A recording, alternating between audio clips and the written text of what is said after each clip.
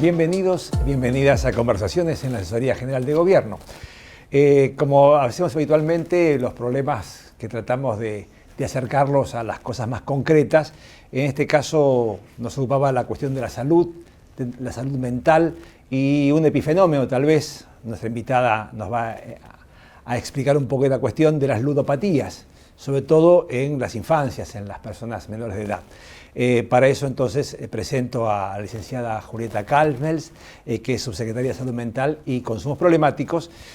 Así que muchísimas gracias por tu visita. Gracias a ustedes por la invitación. Mira, recién charlamos un poquito y la cuestión de la salud mental, bueno, qué tema tan sensible y tan complejo, que atraviesa tantas aristas. En particular, hoy aparece en danza la preocupación del gobierno frente a datos bastante preocupantes, valga la redundancia, con relación a las ludopatías. ¿Qué enfoque primero, qué preocupación principal tiene para el gobierno en general esta cuestión? Bueno, por un lado es un gobierno que tiene un compromiso muy profundo con los jóvenes, ¿no? Con la construcción de una provincia donde los jóvenes puedan desarrollarse, crecer, disfrutar y aprender. En ese marco lo que vemos es que las tecnologías en general, en Argentina y en el mundo, las tecnologías, los celulares, las computadoras son dispositivos tecnológicos donde los seres humanos estamos cada vez más tiempo y hacemos cada vez más cosas. Eso que hacemos no reemplaza lo que hacemos en presencia, pero que cada vez tiene más tiempo en la vida de nosotros y nosotras. Hay un relevamiento interesante que hicimos en escuelas secundarias de nuestra provincia de Buenos Aires a través de uno de los programas para nosotros más profundos que tiene el Ministerio de Salud y de Salud Mental. Es un programa que se llama La Salud Mental es entre todos y todas, que es con estudiantes secundarios, se desarrolla al interior de colegios secundarios de nuestra provincia. Conversamos, intercambiamos y pensamos con los chicos la salud mental y en caso de detectar situaciones de derivación aprovechamos esa instancia para acompañar y construir esos cuidados. Y en ese marco de confianza implementamos una encuesta para ver cuánto tiempo los chicos estaban en las pantallas y cómo estaban, qué hacían en las pantallas.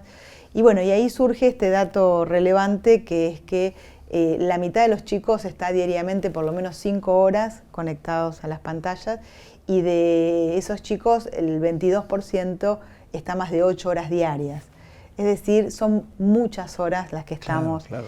Y bueno, esto requiere ya una discusión y un análisis de qué está significando eso.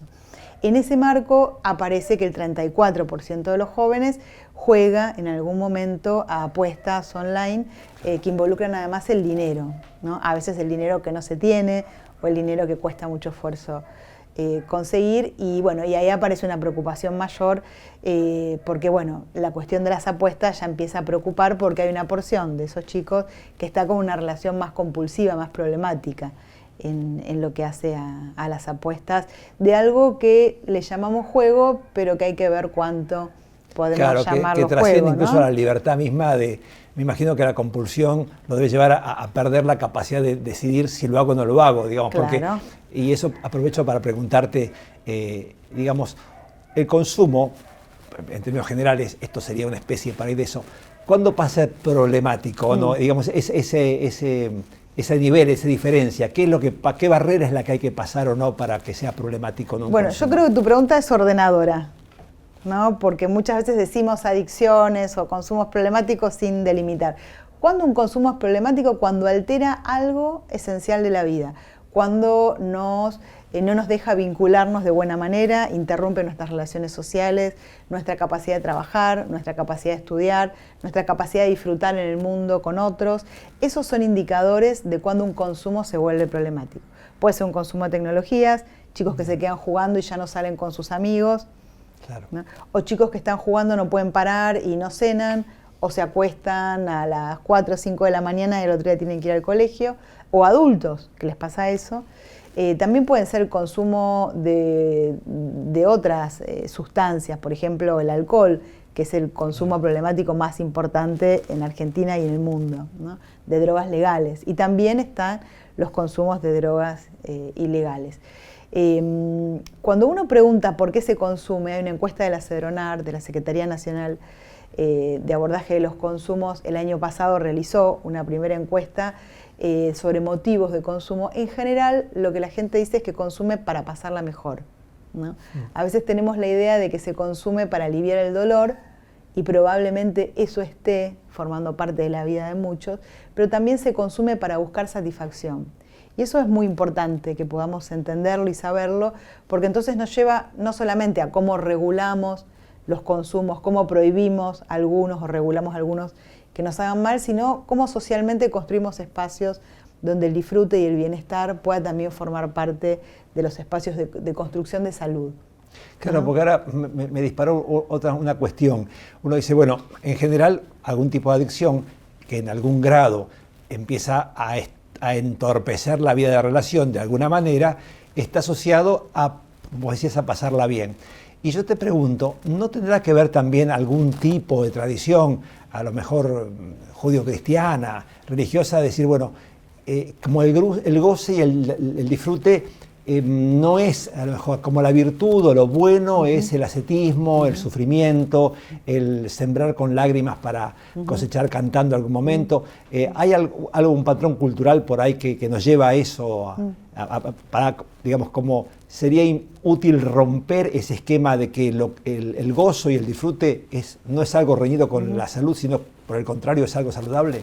Bueno, me parece que sí, que la manera en la que nosotros pensamos la construcción de salud no es solamente la ausencia de enfermedad, sino también la capacidad de disfrutar, ¿no? La manera en que nuestro ministerio construye la salud como derecho para nuestro pueblo, incluida la salud mental, no es solo aliviar el dolor o el sufrimiento, que lo hacemos a través de tratamientos, medicamentos, operaciones o distintas intervenciones en el campo de la salud, sino que también creemos que construir salud es construir condiciones de bienestar, y que ese bienestar se hace con lo que ofrece el sistema de salud y con lo que nuestra sociedad, y en este caso nuestro gobierno, también promueve. Por ejemplo, el gobernador tiene una política muy importante, tuvo una política muy importante de los viajes de egresados, ¿no? de los jóvenes, y eso tiene que ver con, bueno, por un lado con celebrar la culminación de un ciclo, reconocer el esfuerzo, pero también reconocer que el compartir con otros y el celebrar con otros y el disfrutar con otros son hechos de la vida significativos. Y que si podemos también construir más esas condiciones de bienestar, y desde nuestra tradición del peronismo el bienestar es un elemento también organizador de la vida social, si podemos construir mejores condiciones de bienestar, sin lugar a dudas vamos a tener menos consumos problemáticos de objetos, de sustancias, bueno, en este caso también de tecnologías. La pandemia, no podríamos obviar hablar de la pandemia, sí, ¿no? Porque en lo que hace a las tecnologías nos ayudó a poder estar conectados, pero bueno, estar conectados no quiere decir necesariamente estar vinculados o estar relacionados, ¿no? Y bueno, también algo que tuvimos que utilizar en ese momento también se masivizó en su acceso, en su uso, y quedó instalado en una relación de consumo a veces excesiva, que bueno, es una etapa donde también tenemos que volver, ¿no? A pensar y a regular, porque también pasa que a veces a los jóvenes les cuesta volver a vincularse con otros jóvenes. Hay a veces situaciones de inhibición en las relaciones sociales con otros, en el cuerpo. Viste que por un lado está el organismo, que es la función biológica que nos mantiene vivos, que a mí me permite hablar, a vos escucharme, pero que nuestro cuerpo es algo más, y que ese cuerpo se construye en las relaciones tempranas con claro, quienes nos cuidan, y también en las relaciones que vamos teniendo en nuestra vida, con nuestros amigos, cuando nos reímos, cuando jugamos corporalmente. Eso va construyendo el cuerpo, que es algo muy importante y que es lo que nos permite estar en relación. No solo tener despiertas las funciones necesarias para vincularnos, sino que haya también la posibilidad de conectarnos emocionalmente y de hacer de nuestra forma de sentir algo que nos exprese con otros. Claro, y a lo mejor esta alternativa que la tecnología fue brindando, que permitió sortear algunas necesidades, por ejemplo en el caso del aislamiento, terminó siendo como una alternativa casi a la vida real. Y ese digamos, se puede ver algún tipo de cambio o alguna consecuencia directa en este punto de las ludopatías como digamos, como algo específico dentro de un gran problema de la adicción, entre comillas, a la tecnología, con la pandemia mediante o a través de la pandemia? Sí, pareciera, en la pandemia pasó algo que hay muchos juegos en red, incluso no las apuestas, sino algo que ya estaba mucho más masivo antes, que son los juegos en red de los jóvenes, que dejaron de poder apagarse, pausarse. Entonces, ese tiempo continuo que tienen ahora los juegos hace que los chicos estén hasta altas horas de la madrugada, o que no se sienten a comer, o que no puedan desconectarse, porque pierden, ¿no? Entonces, hay algo también de la forma del capitalismo actual, que aparece reflejada en las modalidades del juego, de los juegos, que es la continuidad del tiempo, sin límites, sin pausas, que es lo instantáneo, ¿no?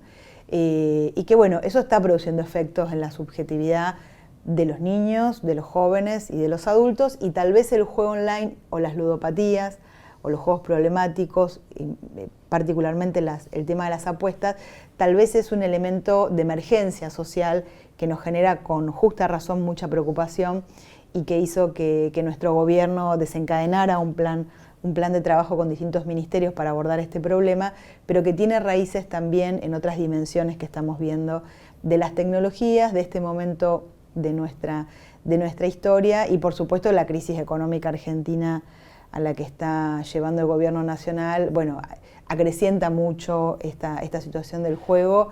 El 14% de los chicos que juegan para ayudar económicamente a sus familias, ¿no? Es un dato que cuando uno lo lee, produce un dolor enorme, ¿no? ¿Cómo puede ser? Es desgarrador, claro. Que estemos en una situación de Ahora, estas, ¿no? ¿y vos crees que tiene que ver, además de las circunstancias naturales, trágicas de un capitalismo, digamos, salvaje, desbocado, que obviamente genera una desigualdad cada vez más grande entre una cantidad de ricos mucho más ricos y una gran cantidad de personas cada vez más pobres? En esa brecha hay una explicación de la violencia por la frustración y el refugiarse en la ilusión que ve acompañado por un discurso que hoy por hoy lamentablemente está en el ámbito nacional, de decir, bueno, vos hablaste de instantáneo, es cuestión de voluntad y hacerlo, claro. Y bueno, yo juego acá y por ahí puedo salvarme, entre comillas. Y sí, es muy, armoniza mucho con una idea del éxito fácil, ¿no? Y del emprendedor y del que gana dinero como con cosas de magia, ¿no? No por las condiciones sociales que permiten o no, digamos, estar en una buena situación económica, no por la vía del trabajo, no por las vías con que las sociedades se organizan y que tiene mucho que ver con la economía financiera y con cuestiones que vienen pasando en el país hace mucho. Entonces, bueno, esta manera de meterse en un juego, apostar, ganar y de golpe salvarse, armoniza mucho con esa idea que el gobierno nacional fomenta todo el tiempo y con algo que tiene que ver con el lugar del mercado, ¿no? Por eso hay una discusión grande acerca de cómo regulamos el uso de plataformas en los chicos. Todas las plataformas donde los chicos puedan ingresar libremente, menores de 18, son plataformas ilegales en la provincia de Buenos Aires. El juego que está legalizado online es solo para mayores de 18. Ahora vamos a incorporar datos biométricos para limitar todavía más la posibilidad de accesibilidad de los jóvenes. El Instituto de Educación, la Dirección General de Escuelas, inhibió, estamos en proceso ya de implementarlo en todas las escuelas, la posibilidad de conexión de los chicos con las plataformas de juegos legales y por supuesto de todas las ilegales. Hay una persecución del juego ilegal a través del Ministerio de Seguridad y el Ministerio de Justicia, con denuncias penales importantes y con algunos avances, porque bueno, el Estado tiene que tomar un rol de regulación del mercado cuando se libera y desregula la vida, ¿no? Creo que es uno de los temas donde más claro queda que el mercado solo no regula ni los bienes, ni los intereses, y menos la salud. No, claro, el mercado va buscando el lucro y el Estado justamente lo que busca debería ser otra cosa. Y ya que tocas el tema de la actividad gubernamental, es indispensable para hacer esto, ¿quién si no va a tomar estas medidas? Más allá de los temas legislativos en particular y lo que hace la jurisdicción con esto que decís de inhibir tecnológicamente las plataformas para acceso y la regulación legal que corresponda. ¿Cómo es la interacción con las jurisdicciones? Porque esto, claro, es una mancha de aceite que no para en el límite de una avenida o de ¿Cómo son esos criterios? ¿Son fáciles o difíciles? Como a uno lo lleva, este tema es como que nos lleva todo el tiempo a esas discusiones grandes que estamos teniendo como país, porque es un tema donde uno diría, bueno, o somos una nación y nos organizamos para regular las cosas que nos producen daño, o somos provincias aisladas, ¿no? Y dejamos de tener una idea de nación.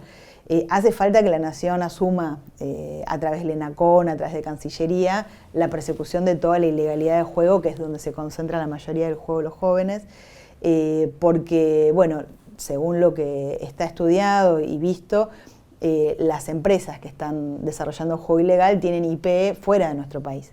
Claro. ¿No? Y a la vez dentro de nuestro país de nada serviría regular solo a través de jurisdicciones. O serviría para mucho, pero no para terminar de profundizar en el problema.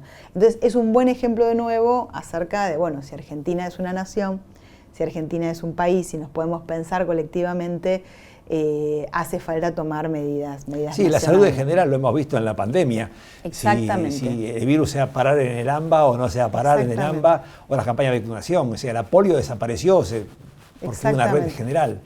Sí, es algo en lo que insiste mucho Nicolás Crepla, que es nuestro ministro de Salud, de bueno, que la salud es un bien público, es un derecho humano y eso no tiene fronteras, ¿no? Por eso, para nosotros también desde el trabajo que hacemos en salud, las políticas de integración del sistema de salud, todo lo que tienda a no reproducir la fragmentación entre jurisdicciones, entre el sistema público, privado y de obras sociales, al interior de nuestros propios sistemas públicos, es la condición sine qua non para que la salud sea efectivamente un derecho y un bien sobre el que todos podamos contribuir.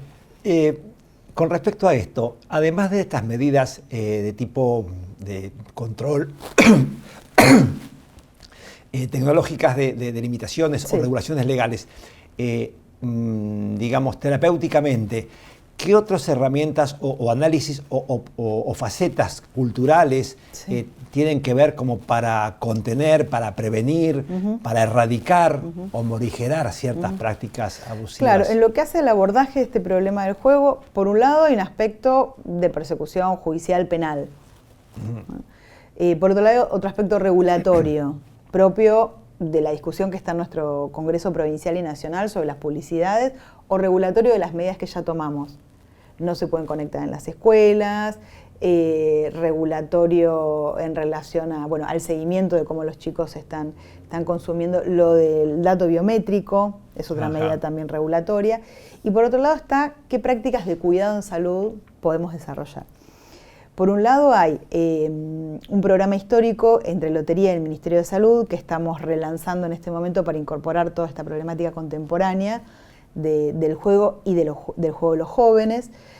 Hay más de 10 lugares en nuestra provincia específicos dedicados al tema de la ludopatía, en Pergamino, en Olavarría, en Mar del Plata, en la Ciudad de La Plata, en Vicente López, en Morón, que trabajan específicamente sobre este tema, y estamos con una capacitación a todo el sistema de salud provincial. ¿Hay una línea, un 0800? Hay un 0800, ¿no? Que después lo podemos poner en pantalla o pasar, claro, sí. Que es un 0800 de salud mental, que ahora incorporamos una opción específica, y hay un correo electrónico también donde se pueden comunicar para pedir atención para los chicos o las chicas o los adultos, pero también pueden llamar familiares, docentes, para que los podamos acompañar a pensar cómo trabajar con estas situaciones, porque decimos son situaciones que están muy cerca, pero a la vez muy lejos, porque todavía no conocemos de qué se trata y tampoco sabemos muy bien cómo intervenir, ¿no? Entonces, ahora te iba a preguntar justamente eso. Digamos, los adultos sabemos qué hacer con los menores. Yo, como soy padre y después de muchos años uno se va viendo cosas y a veces entiende, a veces no, y bueno, qué necesario es un acompañamiento de alguien que sepa, decir, ojo, esto que puede ser algo simpático o cómplice, a veces por ahí no con progenitores, sino con por ahí el tío, la tía, el abuelo, la abuela, que dice, bueno, esto es un secreto entre nosotros, digamos, ese tipo de cuestiones también influyen, ¿no? ¿Pueden negativamente? Sí. Una recomendación general siempre sería poder hablar con los jóvenes y sobre todo tener la disponibilidad de poder escuchar. qué tienen para decir, qué piensan, qué les pasa, qué sienten. No porque uno tenga que hacer lo que ellos digan, pidan o expresen, no porque el mundo adulto se tenga que subsumir a la palabra del mundo joven, pero hay un desacople a veces demasiado extremo entre el mundo de los adultos, nuestras ideas, nuestros pensamientos, nuestras representaciones y lo que está pasando en la vida de los jóvenes. Este programa del que hablaba al comienzo, la salud mental, la hacemos entre todos y todas, que se desarrolla en colegios, son dispositivos grupales de conversación sobre este tema y es muy impactante las cosas profundísimas que pueden hablar los jóvenes cuando uno construye condiciones de respeto, de interés y de preocupación por ellos. De la misma manera, en un contexto totalmente distinto, cuando uno lo ve a nuestro gobernador ir a colegios secundarios, entregar las computadoras y hablar con ellos, de verdad, porque tiene algo que quiere transmitirles, es impactante como los chicos jóvenes, que uno diría están en otra, ¿no? Un mundo instantáneo donde nadie se queda más de 10 minutos escuchando, pueden estar más de media hora escuchándolo a nuestro gobernador en silencio y con atención, o en estos talleres hablar de cosas de la vida muy profundas, de cómo se sienten con su cuerpo, cómo se sienten en torno al tema del trato entre ellos, del trato de los adultos, cómo se sienten o no escuchados por los grandes, cuánto los grandes realmente tenemos disponibilidad para poder prestar atención a lo que dicen y sentir una valoración por lo que ellos plantean como situaciones de preocupación. Entonces, la primera recomendación, la primera medida, uno podría decir cultural, y que nosotros como Estado estamos promoviéndola a través de distintas acciones, es encontrar espacios de conversación con los jóvenes. Porque de nada nos serviría solo ir a decirles lo que tienen que hacer para su salud, para su bienestar. Es más refractario eso en todo caso. Es más refractario, sobre todo cuando no sabemos ni de qué se trata eso que está pasando, ¿no? ¿Por qué juegan? ¿Qué les pasa cuando juegan? ¿Hay algo que les preocupe con el juego? ¿Qué hacen con el dinero que ganan o que pierden? ¿En qué otras relaciones están cuando juegan? ¿Quiénes son los otros con los que están jugando? Es decir, es un mundo en el que hay que también entrar a conocer qué está pasando. Y bueno, después me parece que también hay que plantear regulaciones, ¿no? No se puede estar infinitas horas conectado a una pantalla, eso no hace bien. No hace bien en términos químicos para el cuerpo, no hace bien en términos psíquicos, sin lugar a dudas, no hace bien en términos de nuestras relaciones, claro. No hace bien en términos de lo que nos perdemos, aunque eso que nos perdemos por ahí no sabemos ni cómo estar en esos otros espacios. Pero bueno, junto a algunas recomendaciones, junto a algunas regulaciones, también hay que producir espacios de encuentro, ¿entendemos? Y los jóvenes tienen muchas cosas para decir y muchas preocupaciones muy genuinas sobre su generación, ¿no? Sobre las cosas que creen que su generación podrían estar distintas. De hecho, cada vez hay más centros de estudiantes. Es cierto. ¿No? Cada vez los jóvenes se organizan más, hablan sobre lo que consideran necesidades. Entonces, a veces tenemos la idea de una juventud de cristal, ¿no? Una juventud que no es tan fuerte como éramos antes, que se rompe ante cualquier cosa. O que hay que preservarlos. Que hay que preservarlos, cuidarlos. ¿no? Y la verdad que nosotros no vemos que hay más síntomas, eso sí. La vida contemporánea hay más síntomas que se expresan en la esfera de la salud mental, pero que tienen causas que no se explican solo desde la salud mental.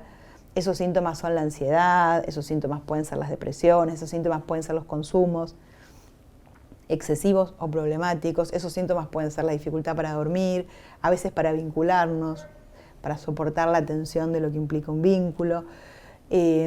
Hay más síntomas, eso es así, está medido en el mundo y en Argentina también, y nuestro sistema de salud lo recibe permanentemente, pero esos síntomas no quiere decir que haya necesariamente una fragilidad atrás que haga del ser humano algo incapaz de generar una superación de esas situaciones o de contener una verdad también en eso que le está pasando. Ahora que decís de escuchar y de mantener el vínculo como un elemento sanitario o saludable, intrafamiliar o socialmente hablando, el hecho de esta inmediatez del mundo contemporáneo, de ver la diferencia o la facilidad de ver algo que uno nunca va a tener y la frustración, el grado de frustración, es un tema que influye en ese punto de escaparse, entre comillas, o refugiarse entre consumos problemáticos o actitudes problemáticas. Y la frustración sería, ¿no?, un tema totalmente contemporáneo, de adultos y chicos, ¿no?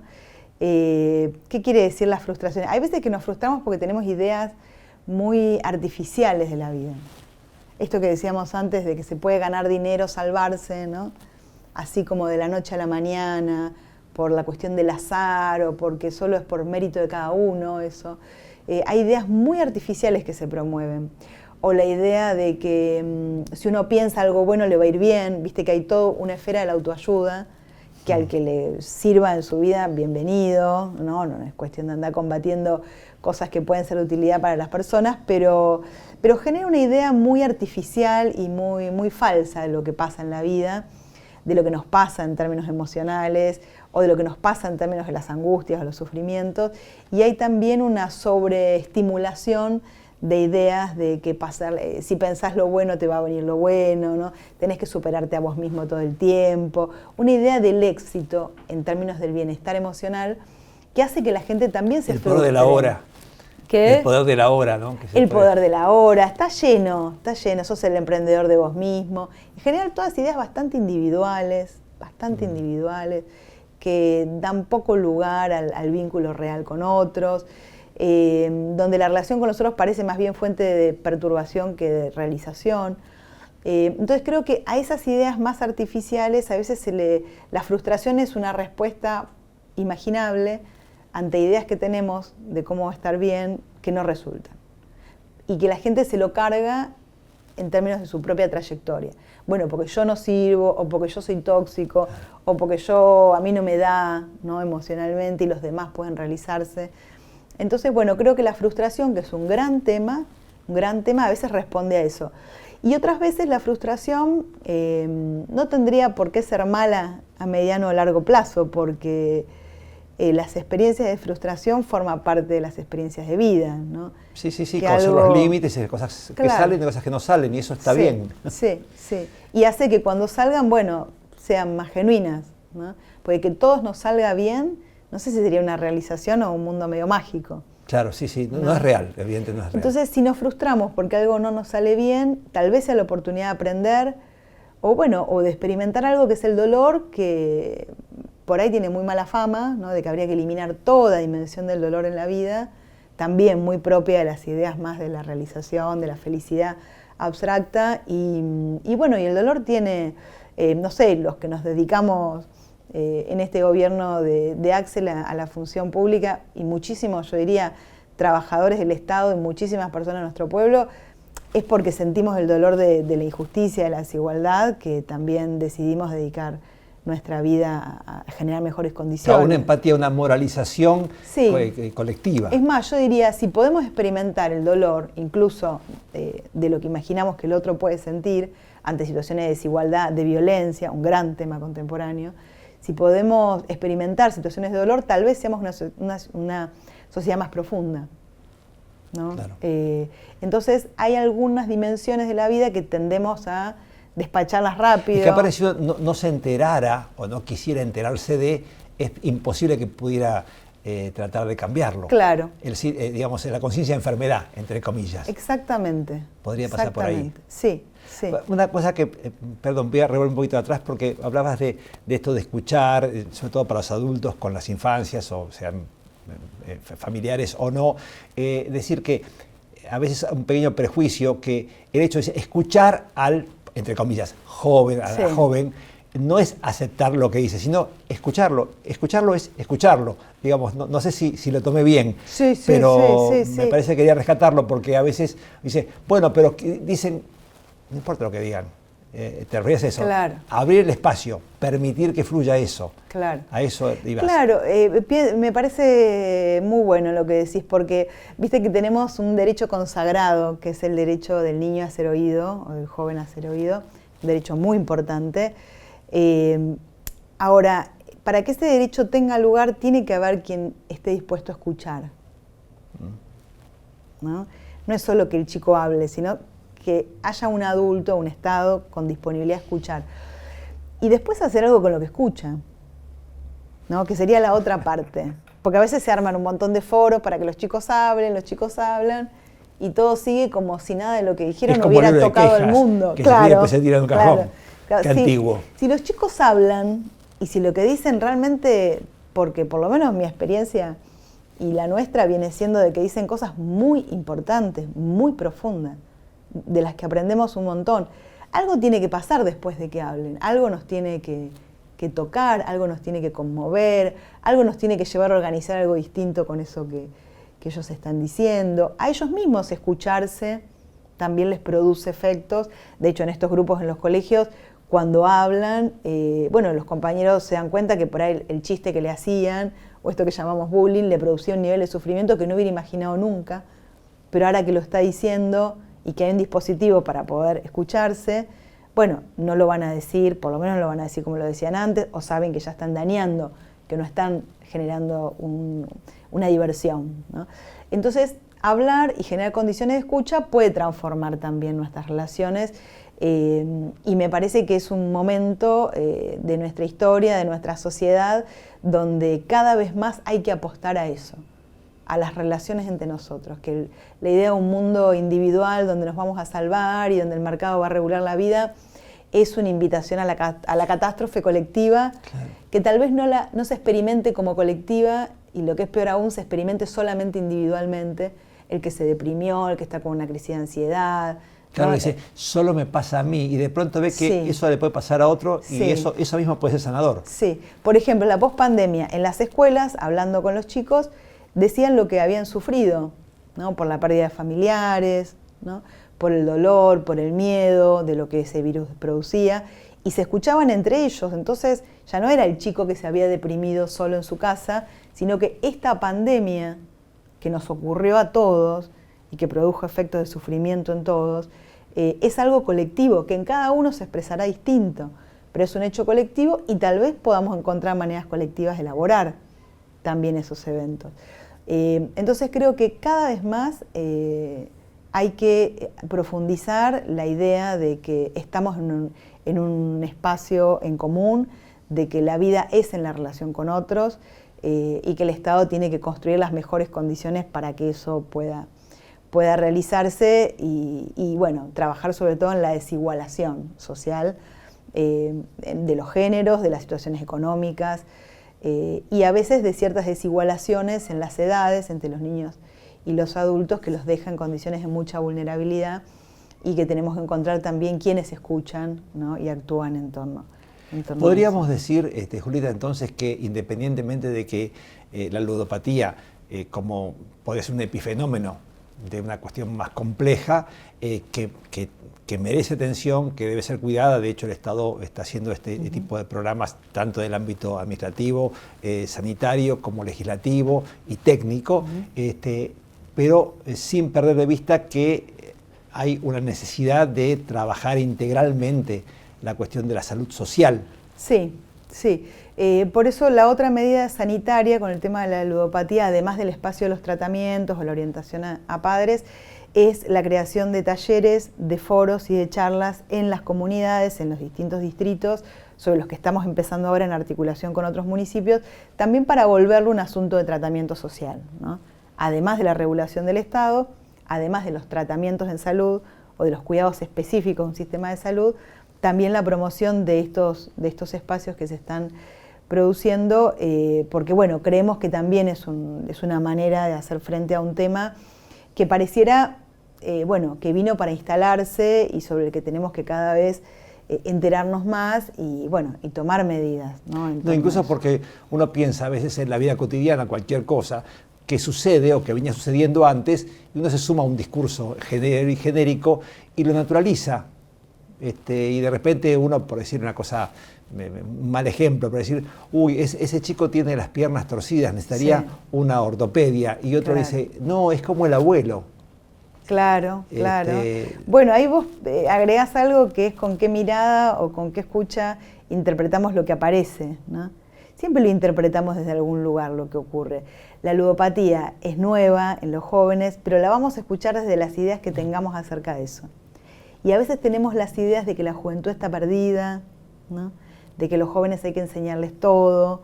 Y bueno, me parece que ahí vale la pena, por eso insistía tanto en esto de escuchar también a los jóvenes y de construir con los jóvenes cosas para la vida de ellos que puedan ser interesantes, y no solamente actuar en torno a las representaciones que tenemos, porque también nos abre una pregunta sobre los adultos, sobre el uso de las tecnologías en los adultos, sobre nuestra relación con los otros, cómo estamos con nuestros hijos, cuánto tiempo estamos con nuestros hijos, si nosotros, qué nos pasa con nuestra paciencia en las relaciones con los más chicos, ¿no? O con los más jóvenes, porque también este mundo más instantáneo, ¿no? Del que hablamos también marca y toca la subjetividad de los adultos. Y la salud mental, y en eso también el tema de los consumos, se volvió un fenómeno social de interés, ¿no? En esta época. Seguramente la pandemia tenga que ver también en haber experimentado que es una dimensión de la vida de todos y de todas, de que no solo la salud mental es algo que está en la vida de aquellos que tienen perturbada su salud mental, como era una idea más vieja. Ahora uno diría, bueno, salió del closet la salud mental, ahora podemos hablar de la salud mental. Antes no podíamos, no hubiera habido este conversatorio sobre la salud mental. No, hace 50, digamos 60 años, se hablaba, yo era chico y decía, fulanito, o tu tío, tu abuelo, tiene problemas de nervios. Claro, tiene problemas había de nervios. Un prejuicio muy grande de lo que es salud mental. Claro. Un psiquiatra que está loco, manicomio, claro. Bueno, es otro tema, ¿no? Otro gran tema porque bueno, también todo esto lo podemos pensar y decir en esta provincia, porque estamos en el marco de una reforma también muy importante de salud mental, que tiene que ver con una reforma más amplia de salud, pero que en salud mental tiene algunos hitos muy significativos que tienen que ver con romper cada vez más los estigmas sobre la salud mental y construir formas del tratamiento de la salud y de los padecimientos, de las dos cosas, que puedan ser más comunitarias y tener un enclave más integrado a lo que es nuestra vida y no construir algo que en su momento existió, que son los manicomios, como claro, lugares apartados para tratar la locura o ver a las personas con padecimiento en la salud mental como locos o como enfermos, o lo que vos decías de los problemas con los nervios. Yo creo que hoy alguien puede contar que está con una situación de ansiedad o que no puede dormir o que está con algún trastorno más vinculado a una depresión, que es un fenómeno mucho más importante de lo que a veces pensamos y que produce efectos y que son tratables y que es muy importante consultar. Creo que hoy podemos hablar de las cosas que nos pasan distinto de lo que antes, y eso tiene que ser una oportunidad. Tiene que ser una oportunidad para poder estar mejor. Nos resistimos un poco a la idea de pensar que es una sociedad en la que cada vez estamos más enfermos, ¿no? Si hablamos de salud mental porque estamos experimentando cosas que producen angustia, ansiedad, etcétera, tiene que ser oportunidad también para con eso construir mejores condiciones, ¿no? Porque esa ansiedad, esas angustias, esos padecimientos también tienen explicaciones sociales, ¿no? Si yo me paso 10 horas en una computadora y no me vinculé con nadie, mi vínculo posterior de ese no va a ser muy bueno, claro, probablemente. O yo no sepa mucho cómo hacer si mis primeros años de vida joven estuve todo el día con las compus y aunque estoy conectado en red jugando con otro, no experimento lo que es estar cara a cara, escuchar la voz, sentir, ¿no?, la presencia del otro. Entonces nos resistimos a pensar que solo es una sociedad que avanza hacia la enfermedad y el deterioro, ¿no? Creemos que si está pasando esto con la salud mental y podemos hablar mucho más de lo que hablábamos antes, es porque también tiene que ser una oportunidad para hacer con eso algo distinto que la enfermedad y el dolor, ¿no? Sí, por eso me parece importante y yo agradezco tanto tu visita porque en la medida que se pueda, que desde el discurso público se abran ventanas y espacios de ámbitos donde se pueda pensar o explicar, o que alguien pueda ver reflejado esto que no es un estigma y que la salud mental no es hablar solamente de una persona que está en el siglo XIX enroscada en un chaleco de fuerza, claro, bajo tratamientos terribles. Me parece un tema interesante también. Pero bueno, no sé si querés agregar alguna cosita más. No, por ahí para sintetizar, decir que la salud mental para nosotros como bonaerenses, para nuestro pueblo, para las políticas de gobierno que impulsamos, se hace en una parte muy importante del sistema de salud y en otra desde las organizaciones de nuestros espacios de vida, de nuestra sociedad, de modos colectivos de producir salud mental, que es todo lo que venimos conversando recién, claro, pero que por ahí vale la pena decirlo de esa manera, ¿no? Que la salud mental no se hace solo con los sistemas de salud, incluidas todas las enormes reformas que se están desarrollando en nuestra provincia y que son modelo para otras provincias, para otros países, que la ONU está destacando la reforma de la provincia de Buenos Aires, que la OMS también la cataloga dentro de las reformas. Recordemos simplemente que te estás refiriendo, corregime si me equivoco, a tratar de, digamos, de hacer tratamiento de salud mental en hospitales generales, polivalentes, y acabar con los monovalentes, digamos. Claro, la reforma de salud mental bonaerense implica el cierre progresivo de los manicomios, de los loqueros, de los hospitales neuropsiquiátricos, se llaman, son 4 en la provincia de Buenos Aires, y su sustitución por otros modelos de atención. Y la salida de las personas que vivían ahí y que todavía viven muchas ahí, que no tienen motivo clínico o sanitario. El hospitalismo. El hospitalismo, claro, nosotros tenemos, por ejemplo, el Hospital Alejandro Korn en La Plata, el Hospital Cabredo Opendor en Luján, el Hospital Esteves en Lomas de Zamora, el Hospital Taraborelli en Necochea, tienen personas que todavía residen ahí por falta de alternativas de cuidado en la comunidad. Qué no porque tienen una razón clínica, porque están en un cuadro agudo que requiere la internación, que por supuesto se sigue practicando en nuestra provincia, la internación por motivos de salud mental. Pero todas las personas que quedaron viviendo en los manicomios no es porque necesitan una internación por motivos de salud mental, quedaron viviendo ahí por un abandono estatal y por una falta de modelo alternativo. En este momento nosotros logramos externar la mitad de las personas que estaban en los hospitales neuropsiquiátricos viviendo, están viviendo en casas en la comunidad. Hay 186 casas en la provincia de Buenos Aires donde viven las personas que salieron de los manicomios con equipos de salud. Algunos viven en las casas y otros visitan regularmente y acompañan en la organización de la vida bajo un modelo que plantea la Convención de los Derechos de las Personas con Discapacidad, que es el modelo de apoyos para la vida en común, el sistema de apoyos y ajustes razonables. Claro. Le llaman, eso en criollo en nuestra provincia en concreto es: hay casas que le alquilan las propias personas con sus pensiones, con un subsidio del Ministerio de Desarrollo de la Comunidad, con una garantía del Banco Provincia y con equipos de salud, y así estamos pudiendo hacer que esas personas gocen del derecho a la vida en común y también sigan, por supuesto, sus tratamientos, su medicación y todo lo que necesiten, y a la vez las internaciones por motivos de salud mental que siguen realizándose en la provincia y seguirán realizándose. Se reducen a lo que es agudo, al tratamiento agudo. Claro, se reducen a lo que es el tratamiento agudo. El año pasado, para no ir tan lejos, en la provincia, entre los hospitales provinciales y municipales, se internaron 35.000 personas por motivos de salud mental, es decir, se producen regularmente. Las internaciones, incorporamos equipos en los hospitales generales, se amplió un 60% de camas en los hospitales de nuestra provincia, los provinciales, y bueno, estamos trabajando en la ampliación, capacitaciones, etcétera, y también toda la red comunitaria en la provincia de Buenos Aires. De hecho, estamos ejecutando obra pública, la primera obra pública en salud mental después de haber hecho los manicomios, que son centros comunitarios de salud mental, que estamos haciendo en muchos municipios, que esperamos en unos meses inaugurar el primero de esa serie, bueno. Y que bueno, que son espacios pensados para las comunidades donde pueda transcurrir la salud mental desde el aspecto del cuidado de la enfermedad, del tratamiento, del alivio del sufrimiento, pero también desde la promoción de la vida, como decíamos hace un rato, los aspectos que hacen a la salud en nuestra vida. Bueno, ha sido una visita muy saludable. Bueno, te agradezco muchísimo. Me alegro, muchas gracias. Muchas gracias.